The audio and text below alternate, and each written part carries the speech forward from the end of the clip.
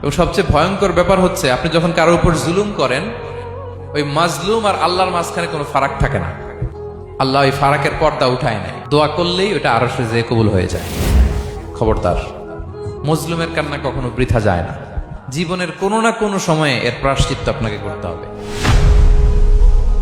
জীবনের কোনো না কোনো সময়ে এর প্রায়শ্চিত্ত করে আপনাকে মরতে হবে।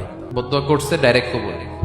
খবরদার আমার পেনাঙ্গের ভাইয়েরা, আমরা যেন জালিম না হই।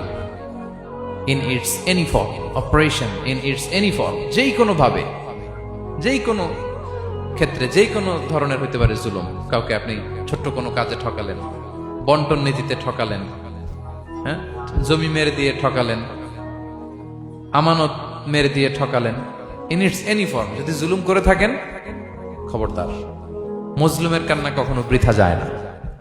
জুলুম শুধু আমাদের জন্যই হারাম না, আল্লাহর জন্য হারাম। আল্লাহ তাআলা বলেন হাদিসে কুদসিতে, ইয়া ইবাদি, হে আমার বান্দারা, ইন্নী হারামতু যুলমা আলা নাফসি, আমি জুলুমকে আমি আল্লাহ নিজের উপরে হারাম করেছি।